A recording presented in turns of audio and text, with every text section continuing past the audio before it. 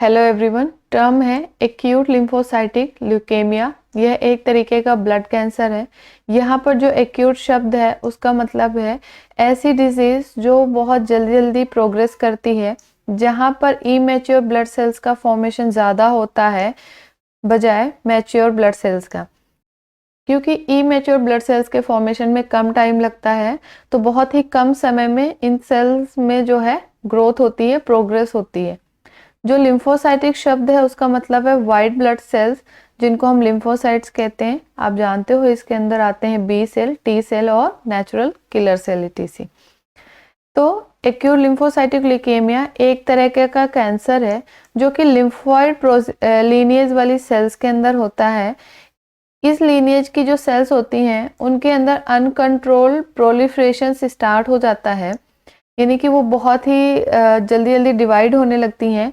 कुछ fix criteria नहीं होता कि वो कितना डिवाइड होंगी, कितने टाइम बाद उनके अंदर एपोप्टोसिस यानी कि सेल डेथ होगी।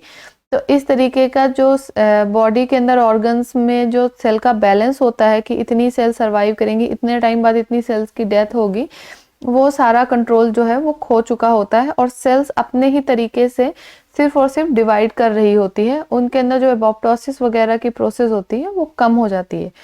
इसके बाद ये जो प्रोलिफरेटिंग सेल्स होती हैं वो यूजुअली ब्लड के अंदर प्रेजेंट होती हैं।